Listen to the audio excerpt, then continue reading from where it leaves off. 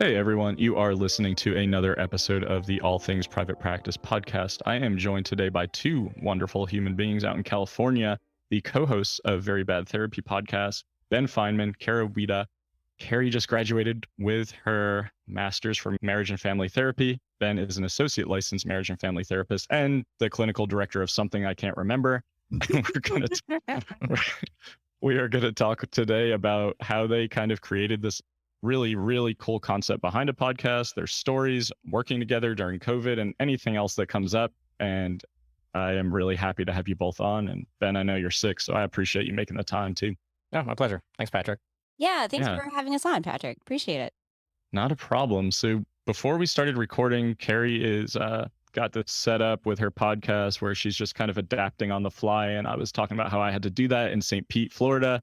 And that's the fun thing about being an entrepreneur sometimes, is just like adaptability and figuring things out. So I want to kind of turn it over to the both of you to tell a little bit about your story about figuring things out. So you both just graduated recently or over the last couple of years. You have this podcast and you're kind of really building this audience, because every time I see favorite podcasts recommended on the Facebook groups, yours pops up every time. And I hope that you're really proud of that, because I think you just had was it your 100th episode that came out? Yep. Yeah, we did. Thank you. That's so exciting to hear. Because sometimes we're not sure if we're just in our own little echo chamber sometimes. But yeah, no, we actually met while we were both in grad school. We were at separate programs, but we were fans of a podcast, the Modern Therapist Survival Guide podcast with Kurt Whithelm and Katie Vernoy. And because of that, we had both reached out to that podcast separately, asking some questions, and we ended up getting connected through Kurt. And we just started kind of hanging out, going to lunch, talking a lot about the things that we were learning about therapy land, things we were confused about, didn't really understand.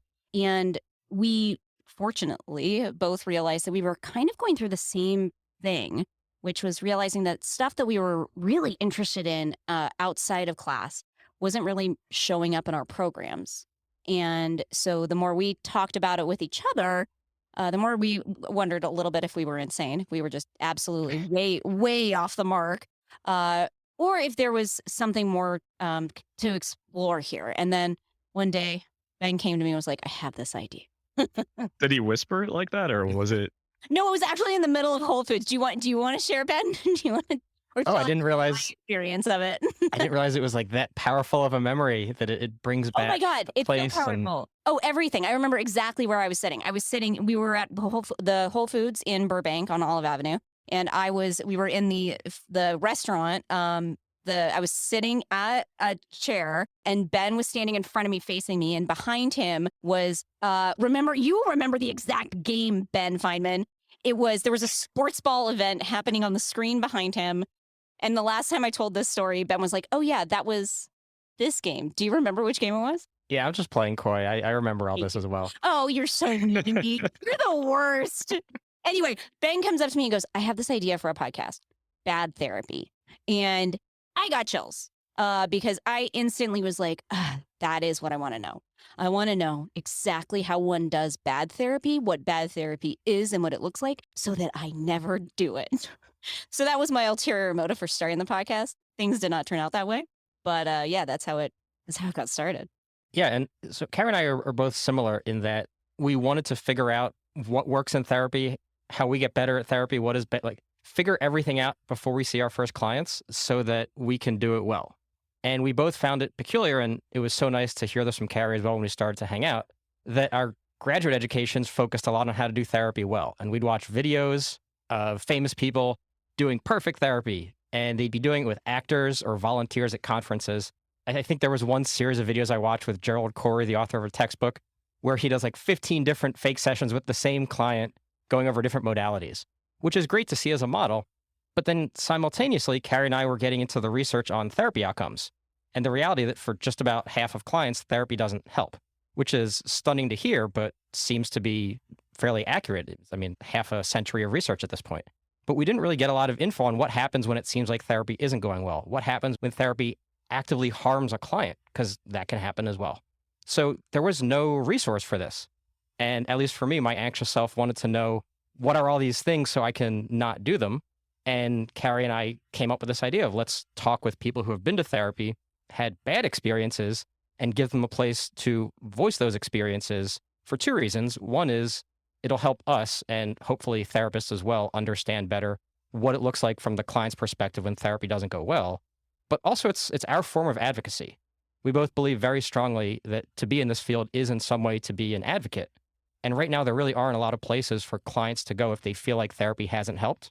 And it's actually kind of the opposite, the message our field gives them, which is you're resistant, you're not ready for therapy, ... Sometimes it's not a good fit. Sometimes you get a bad therapist. And there wasn't a space for this. And it's been incredibly validating, the emails we've got from clients of therapy who have said, I thought I was completely alone. Thank you so much for making me realize this wasn't about me. This wasn't my fault. And so we just set off to see where this podcast would take us. And we haven't had too much control or planning about where we wanted to go. We just really believed in what we were doing, and we were open to seeing where it would end up. I really like that, because sometimes those are the most beautiful places to end up too without a plan. And I'm a planner for the most part, so I struggle sometimes to relinquish that. Like, I need to know the steps to get here and where this is going to go, but letting it just happen naturally is really how the most authentic experience really happens, I think. And I love that you're giving this platform, because not only is it helping clinicians, right, but it's also, like you said, empowering clients to normalize an experience that happens way too often. Because we all know these experiences. You obviously talk about them all the time. I grew up in a family of therapists. I definitely know these experiences. And ultimately, clients don't have a lot of ways to advocate for what they need. I mean, we give them like an informed consent with a little blurb that says, if this didn't go well, call this line, right? But who the hell reads the informed consents? And also, like, who remembers to do that when a bad interaction happens? And so often it's about the rapport, it's about the relationship, right? But also, as I have coached a lot of therapists in this community all over the country over the last couple of years, there's a lot of therapists that just don't have their shit together. And that comes out in sessions, and that really impacts the clients, and it's really detrimental. Well, I'll be honest, also I feel like a lot of the time, I don't know if it's most of the time, much of the time, something that one client could experience as bad therapy, the very next client will think is fabulous therapy. It's great therapy. And so that was, I think, the misconception I had going into this project was, we will hear all of these stories of bad therapy. I will get an exhaustive list of all the ways one can do bad therapy, and then I will never do bad therapy by just not doing any of those things on the list. And we realized very early on that the variety and the just spectrum of things that could go wrong in therapy. There's no way you're going to avoid doing something wrong in therapy. Number one, like something categorically wrong. But there are, we always walk this back. You can absolutely avoid like grooming your clients. Like, don't do that. But the things that kind of come up that one client might think is just so unprofessional, inappropriate, rude, off-putting, torpedoes the relationship, whatever. A next client might find really resonant or really deep in the therapeutic relationship, or, opened up their eyes to like a different way of being in the world, all of the great things that we love in therapy. And so where I have really come around to on this thing is that I don't think that I can ever avoid doing bad therapy. I want all therapists to know you can't avoid doing bad therapy. So if it's a given that you are eventually going to do bad therapy with a client, because what matters is the client perceives it to be bad therapy, right? If you're going to do it, what do you do? And we've really learned that it's the overarching lesson really is, how do you recover the relationship? How do you repair the relationship after things have gone wrong? I think that knowing that there is something tangible that we can work on as therapists, even if we can't avoid doing bad therapy, has been really helpful for me. I don't know, Ben, do you agree with that? I have nothing to add. I think that was wonderfully put. Thanks. I think that's wonderfully put. And you're right. Like, there are definitely avoidable things, right? Like, there are very clear-cut boundaries and ethical guidelines of like, don't have sex with your clients, Right. Don't groom your clients, like, don't do certain things that you absolutely should not be doing. Don't go sit at a bar with your client and order a drink. Like, Right.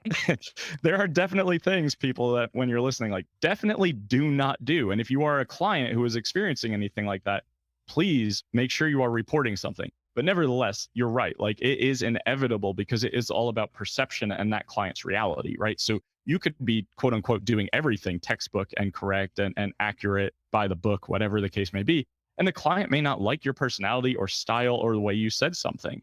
And that is the client's reality. And I think that therapists so often interpret that as if, like you said, the client's being resistant, they weren't ready for change, the client has A, B, and C diagnoses. Maybe the client just wasn't invested in treatment because if something so insignificant ran them off, then clearly they weren't ready to be here. And it's like, no, in reality, it has nothing to do with that. It just probably wasn't the good fit. And you may have said something, that just landed wrong, and that's okay, right? The client gets provider choice for a reason.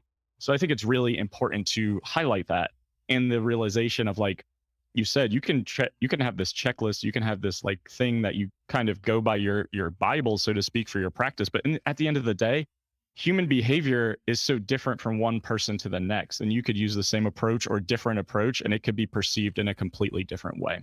I think there's something in the culture of therapy land that we get brought into in our grad programs and training and supervision at continuing education that communicates that there is a right way to do things, or even a right stance to take. And this is evaluated in grad programs through exams. This is evaluated in licensing, the licensing process through exams. And I'm not saying exams are bad, but I think they communicate that the way to become a good therapist is to memorize all the things, demonstrate that you have learned all the things, and then go out and perform it and return back to your supervisor and talk about having done the right things. All of this evaluates how good you are at remembering and talking about therapy. It has nothing to do with how good you are at therapy. And it creates shame, I think, in a lot of us, where if therapy doesn't go well, if we get the message from a client that something happened that was harmful, or that therapy is ineffective, or a client drops out, what we feel is shame because we are instructed to know how to do therapy correct. And it's impossible. Therapy is this incredibly beautiful, impossible concept to understand. And every therapeutic relationship is different. And I mean, this sounds like fluff, but there is some truth to it. And if people get out of grad school, become licensed, and they haven't deconstructed the reality of it, what we're told about how to become a good therapist does not correlate to actually being a good therapist. When therapy inevitably does not go well or a client drops out, the first thing we do is feel shitty. The second thing we do is look for reassurance. And then the third thing we do, hopefully, is work on ourselves to try and get better as therapists. But I think that's always going to be in third place. And you see this in a lot of the therapist Facebook groups, where something will happen and a client will have dropped out of therapy, or a therapist will have gotten a bad review, or something will happen and somebody will need support around it, emotional support, logical support around, or logistical support around what to do in certain cases. And rarely do people chime in and say, well, what could you have done differently to get a better outcome for that client? And I think that connects back to this fact that none of us want to face the reality that a significant percentage of our clients will not be helped. A smaller percentage of our clients will actively decline in therapy. I mean, this is what the research shows is true for everybody. So what do? We have to accept that this is the reality, work to be as effective as we can on behalf of our clients, and recognize that when therapy goes wrong, like Carrie said, you have a choice. What do? I think there is a tendency to shift the blame to clients because we're not given the freedom to say, sometimes we have good intentions and we fuck up, and that is okay. What happens next? And we're not taught how to have confidence or self-esteem, I guess, like as a provider, as a clinician, as a therapist, beyond our clients' outcomes. And so in a kind of terrible way, we become our professional identity becomes dependent on our clients' behavior.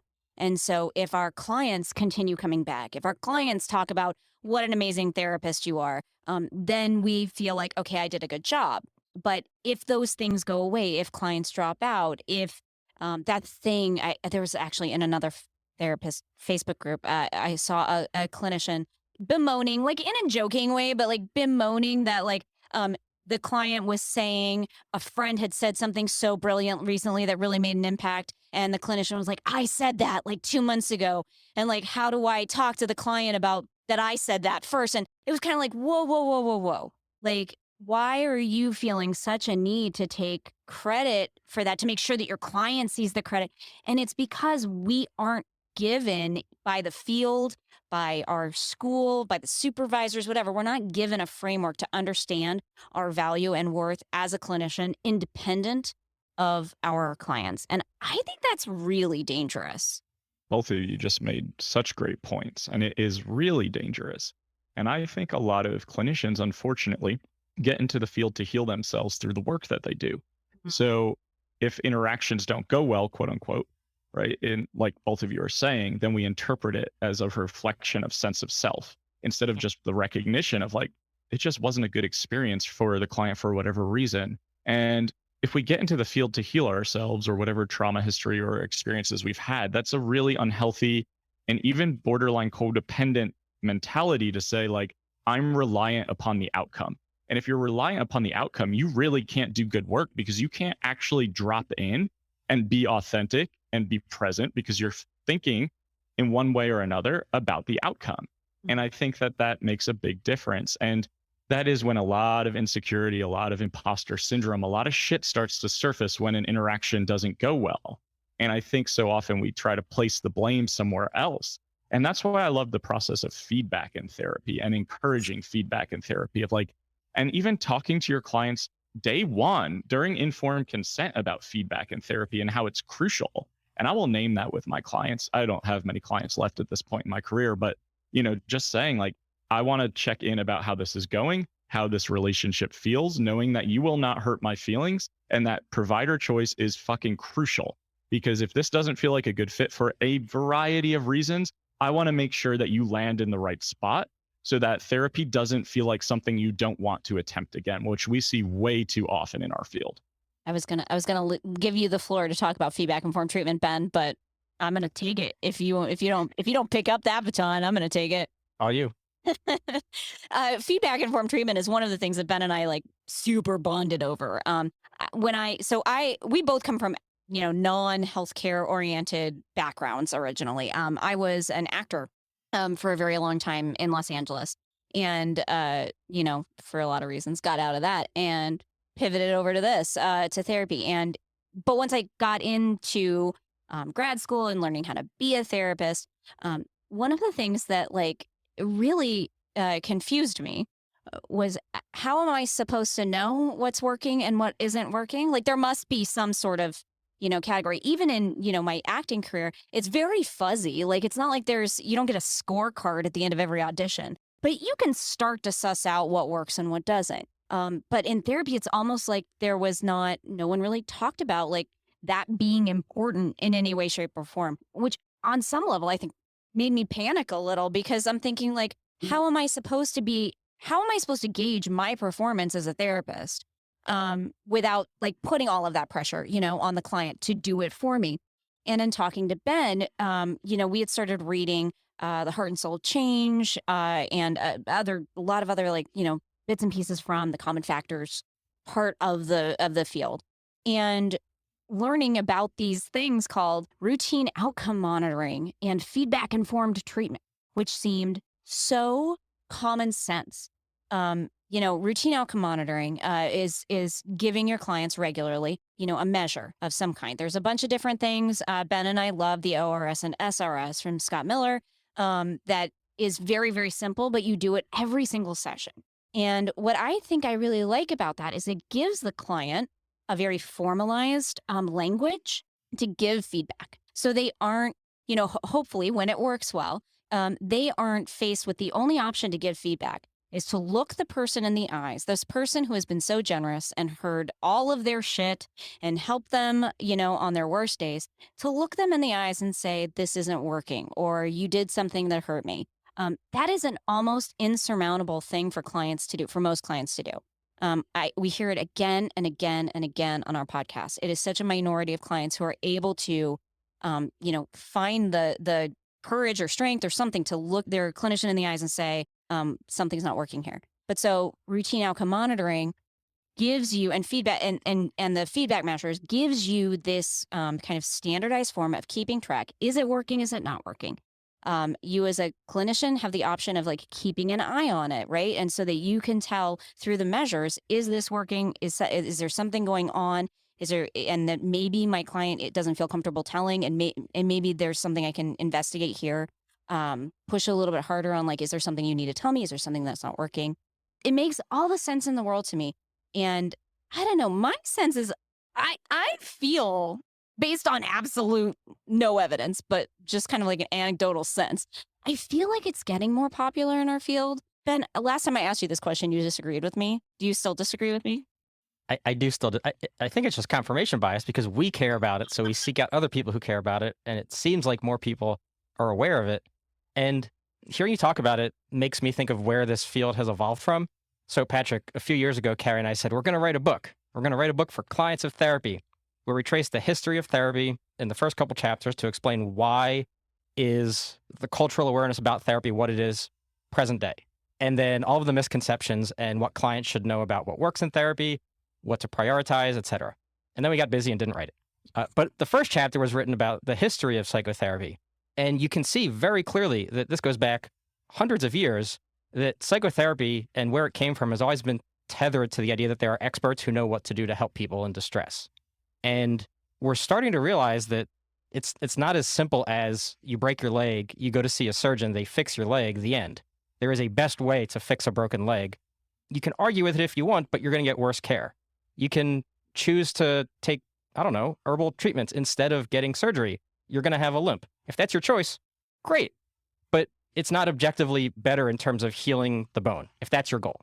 And so if somebody's coming in for therapy and there is this idea in our field that we should know exactly what to do to help them, it's tied to this centuries-long history of where our field came from. It doesn't have to be that way, but you see it in school, you see it in books, you see it in trainings, you see it in the idea that you have to get certified in certain things to be ethical at treating other things. And by the way, the research on that shows no conclusions that this is factual. It just makes you more confident that you can do the things. It lets you charge a higher price for your services, which may be nice if that's your goal. But so much of this can be untangled and like laid bare in front and say, we don't have to do it a fixed way. And if you hold that and you hold this idea of monitoring client outcomes and seeking client feedback, so much opens up that you can take all of the expert knowledge and apply it. And it might lead to a great outcome, especially if that's what the client expects. If they come in and say, I'm depressed, I read that I need CBT, great, give them CBT. But if they come in and say, I don't feel good, I don't know what's going to help, I don't even know how to describe it, give them whatever they want that you can provide, as long as there's a framework and it's not completely off the wall. It's not one of those harmful therapies that some of our colleagues have written about. There's so much freedom in therapy. And I get why grad programs and trainings and CEs, they have to narrow it down in a sense. But we have the freedom to widen it, to get creative, to bring ourselves into the room, to bring the client's worldview into the room. And that excites me. So when you can do that by soliciting feedback, by monitoring outcomes, you can make therapy more effective, which ultimately should be all of our top priority, I think. Yeah, that's very, very well said. And I'm glad you went there towards the end, because taking the client's worldview and putting it into account, right? Like, cultural consideration is huge. So if we're saying the only way we can do therapy effectively is A, B, and C, you're really alienating a lot of people from seeking treatment or support. Because if we are saying, I only do CBT because it's evidence-based, or I only do A, B, and C because it's evidence-based, most of that research is done on white men throughout the history of the last couple decades. So we are really excluding entire populations if we say there is only one way to do therapy. Now, I love the idea of always looking for feedback. And Carrie, I like what you're saying. And then Ben, I like your counter argument that, like, no, that's not actually happening consistently, because I could see both being true to some extent.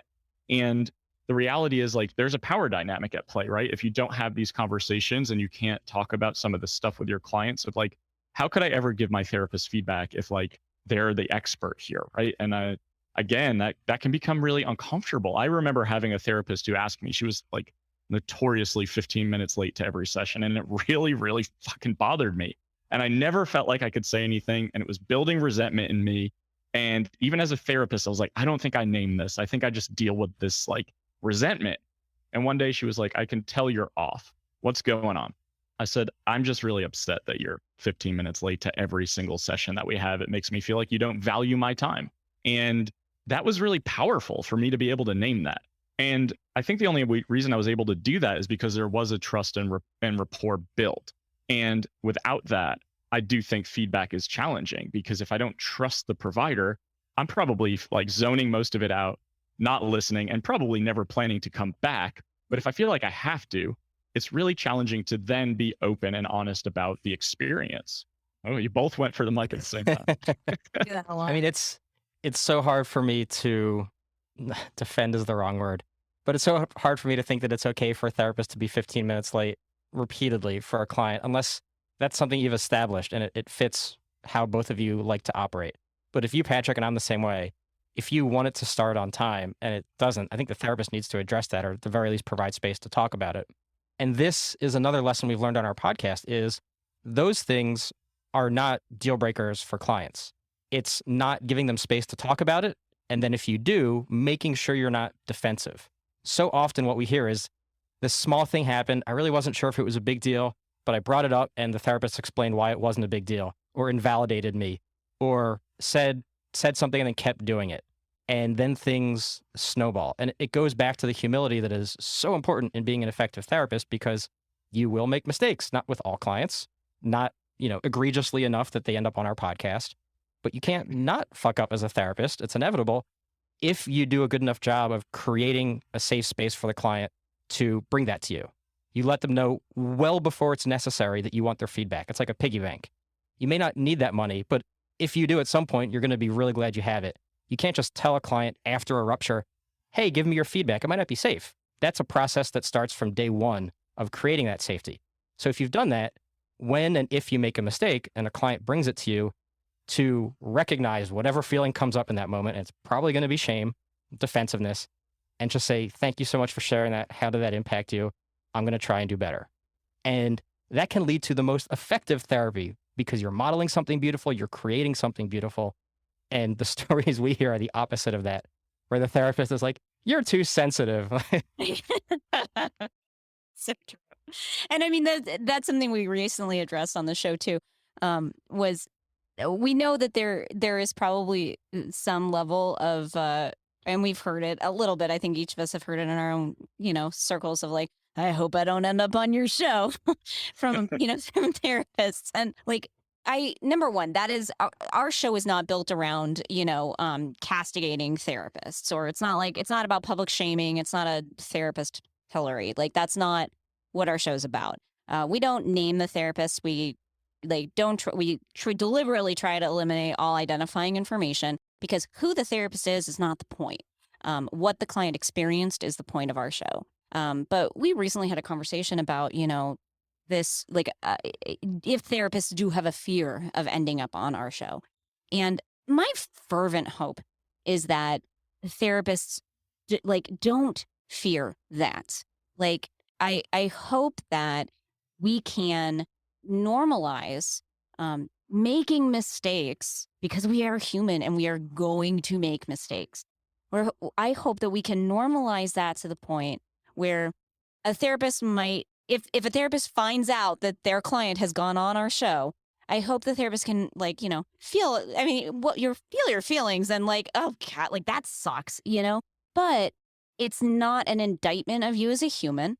And what can you learn from the experience? We also have a colleague, Helena Brooke, who we met through the podcast because she, as a client, went through the board disciplinary process with her therapist, who did end up getting disciplined by the board. Helena had lodged a complaint against her therapist and gone through the process, which, by the way, not particularly nice for clients to go through. That would be a whole other show. But so Helena now works with clients, with therapists who have been faced with the disciplinary action by a board. And it's amazing work, because these are clients coming to her wanting to get better, wanting to see the disciplinary process. And that was what Helena's advice on a recent episode of our show was, if this has happened to you, if you've gotten to the point where you're having a disciplinary action be brought against you, lean into that process. What can you learn from it? How can you grow from it as a clinician? Admittedly, with the disciplinary process, there is a punishment aspect of it, but there is supposed to be also a growth aspect to it. And I hope that that is something that clients, therapists, everything can take from the stories on our show. We really aim towards growth, which is why we have experts come on to kind of help us kind of give their thoughts about how the client's story, like how it could have gone better, what circumstances could have been in place, so that that experience didn't happen, or if it did happen, could have been fixed, could have been saved in some way. Because we really want to orient towards growth. Yeah, I love that you both made separate but similar points. And the takeaway, the big takeaway, well, two. One, normalizing the fact that we are human beings who make mistakes. That's really important. I preach that all the time.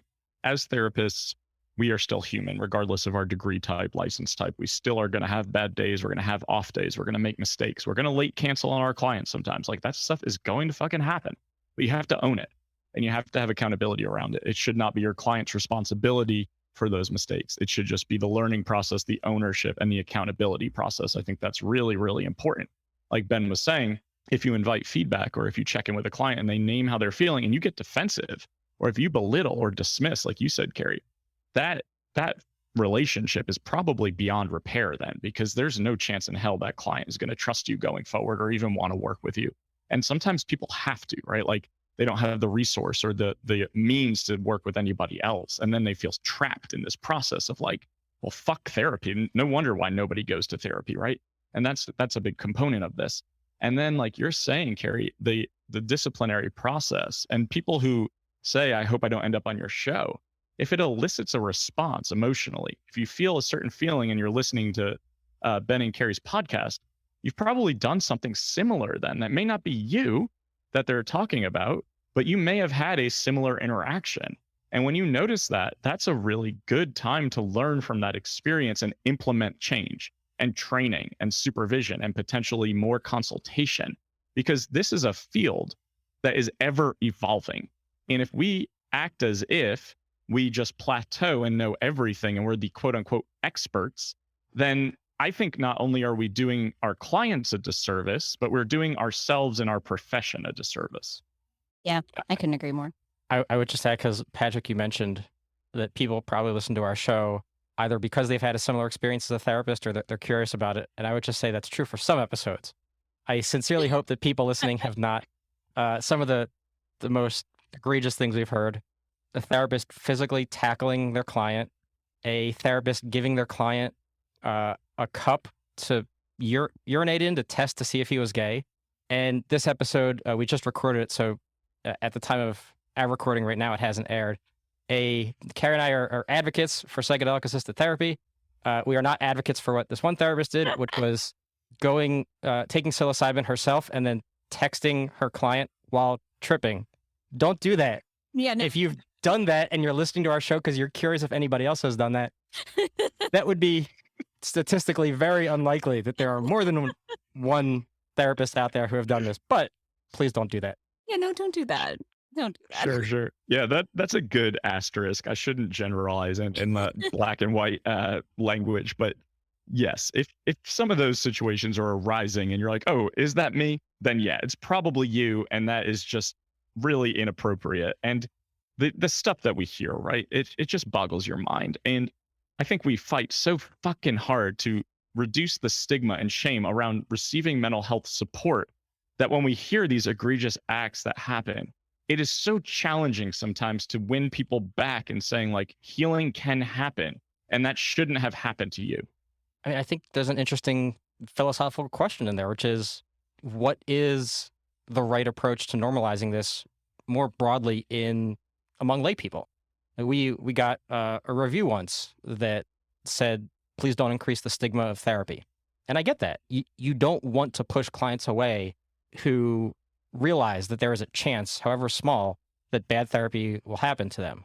But at the same time, if this is not normalized, when it does happen, clients will inevitably internalize it. That's another thing we've learned, is clients will walk away and say, I must have done something. I must be too broken for therapy. I must have brought on this behavior by the therapist, which is not true. So I don't have an answer for it, but it's a very interesting question. How do you normalize that this happens while also not discouraging clients from seeking out services? It's a hard puzzle to solve. Something I talk about a lot, and that's a wonderful point.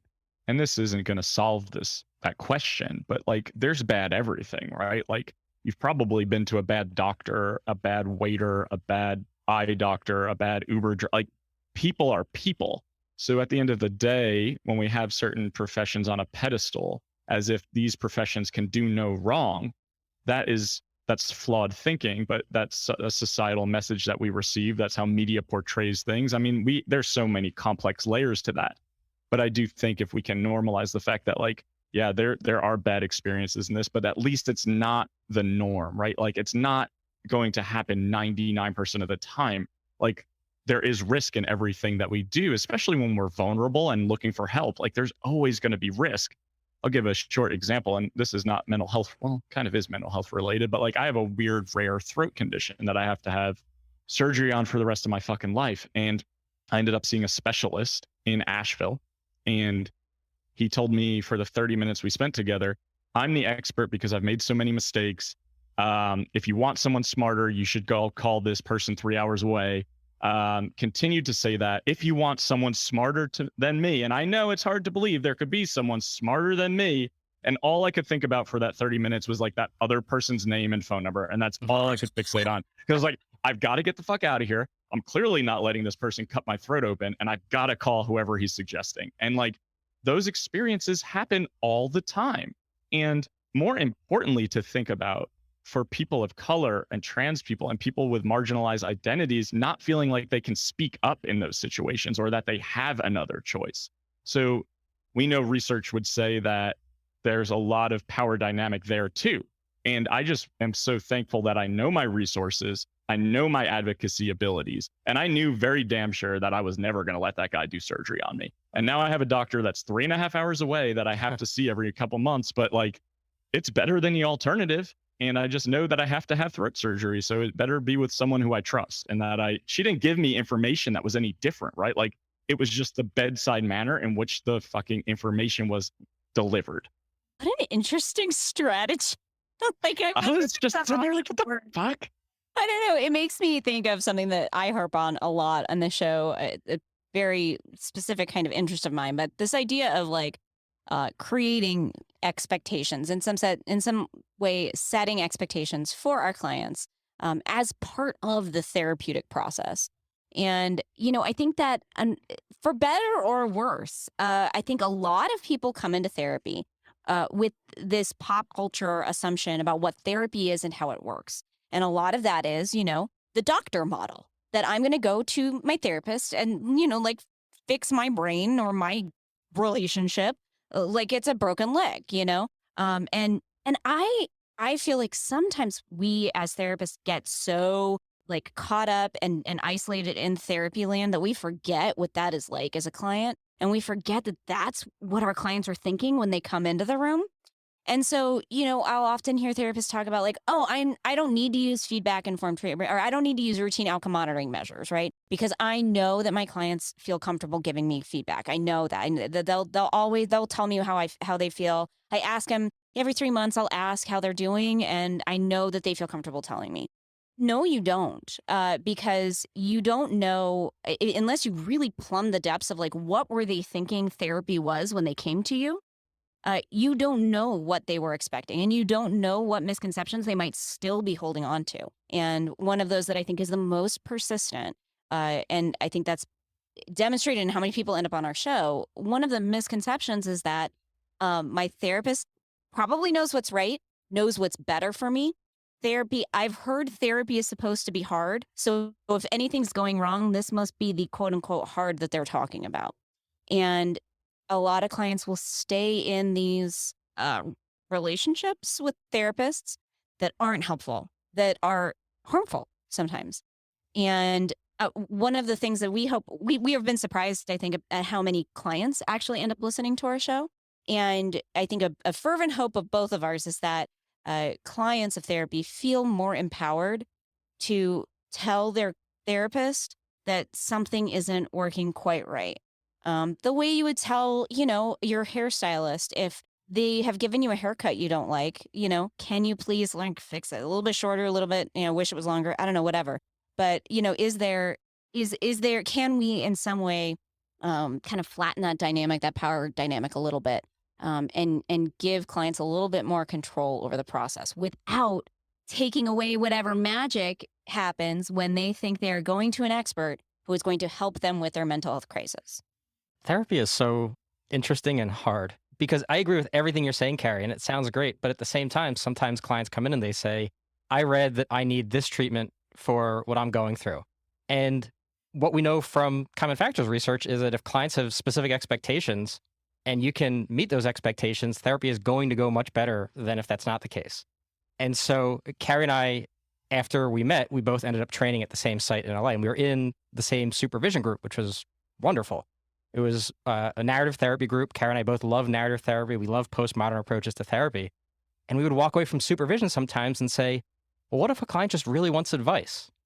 What if a client really just wants CBT? Am I supposed to help deconstruct their notions and dominant discourses around why I shouldn't give them advice? And the answer can't be yes, because then we're prioritizing ourselves. It's so tricky. And so I agree with everything you're saying, Carrie, but I can't help but shake this uncomfortable feeling that if a client knows what they want and it's something that we feel like is not client-centered, is not advocating in certain ways that we want to advocate for our clients, who are we doing it for if we're not honoring their requests? And I think we can talk about my failures as much as we want. I think one of the greatest successes I've had over the years in working as a therapist is learning to be okay doing approaches to therapy that I don't really deep down fully believe in, but I know I can deliver in a way that instills confidence in clients. I know I can believe in it because I know it will help them if I do it well and if it works for them and if they tell me it's helping. That's the more important part.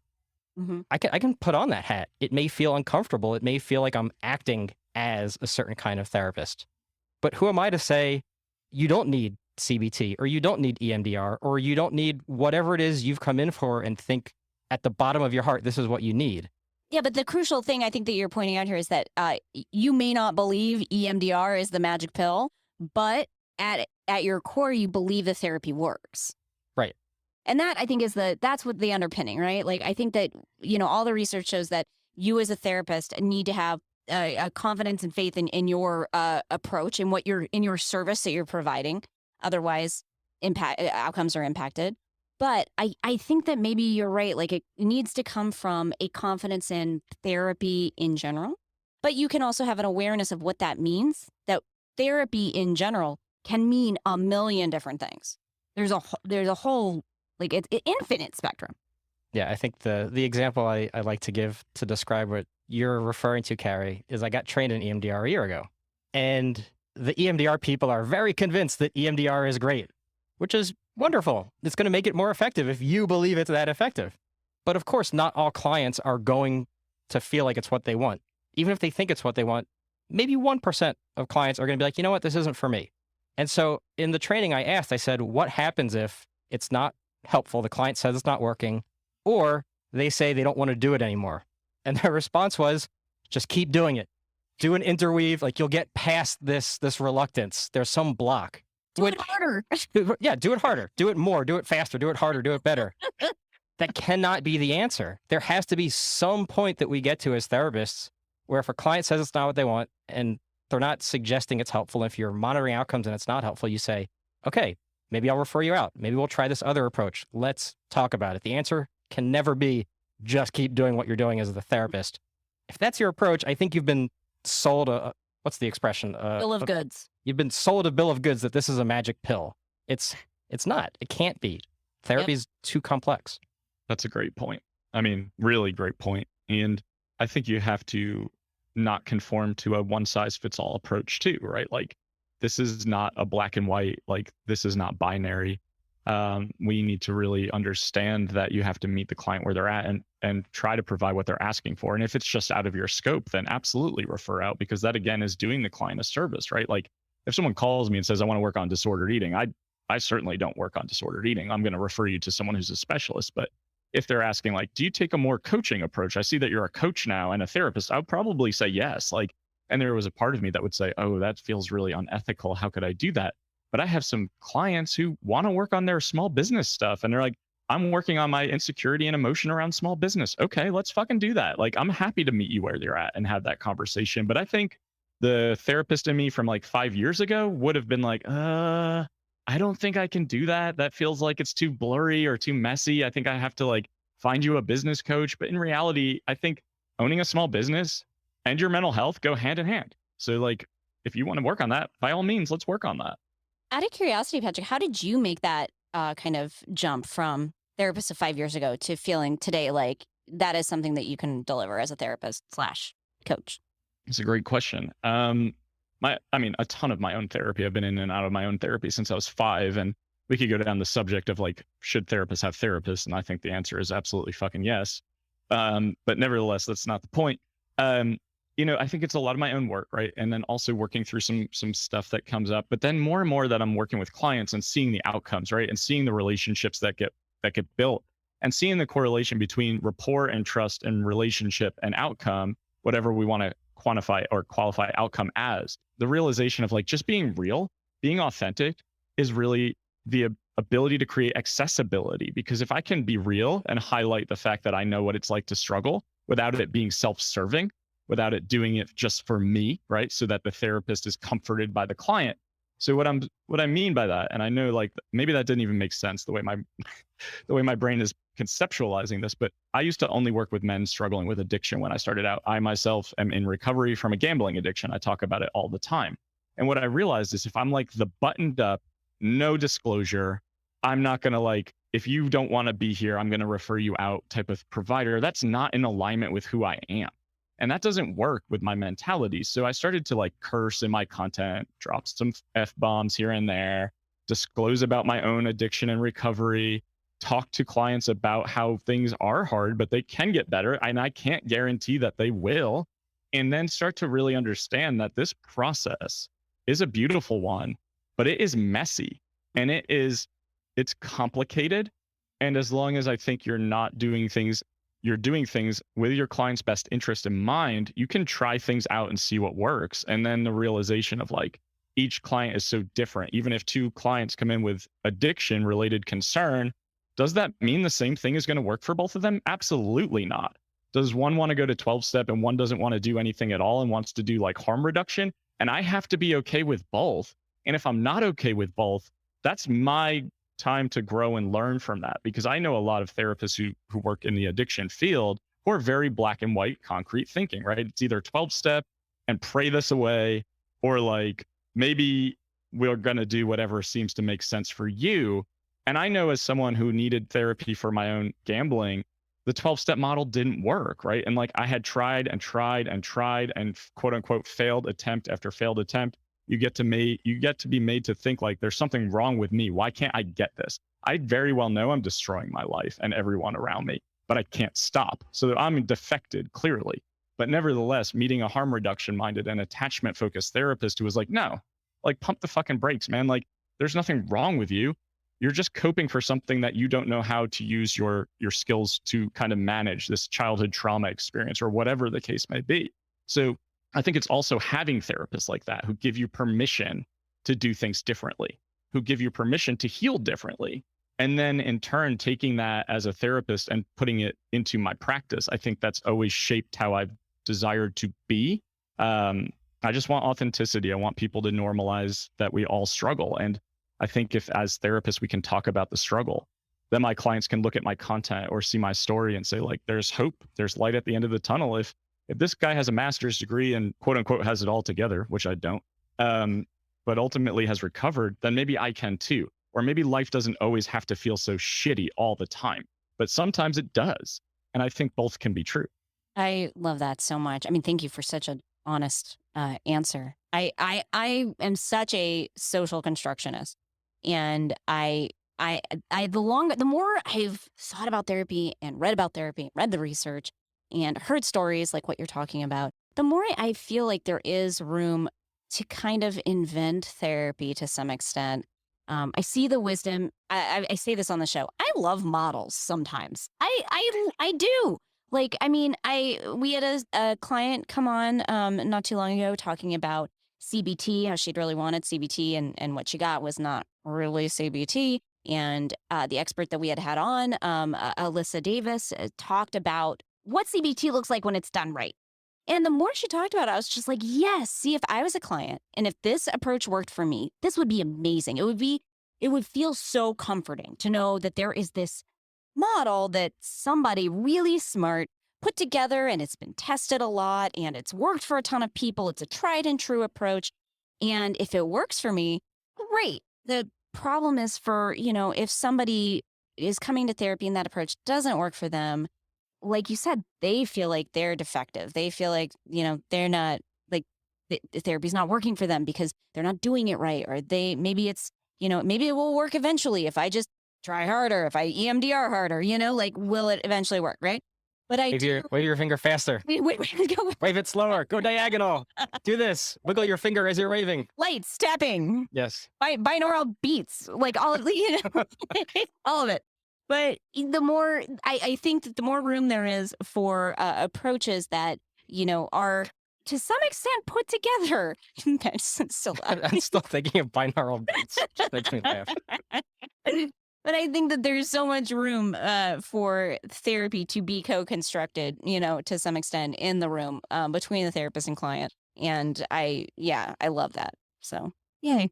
And speaking on that, like I've had therapists in the midst of my like darkest days tell me that if you don't stop gambling, I won't see you anymore. I'm like, but I'm still showing up to your office. So like, what am I supposed to fucking do?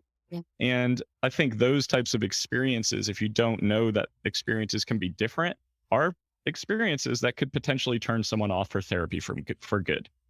Not using someone's pronouns that they use, like not being culturally sensitive. Like all of these things can lead to damaging relationships beyond repair.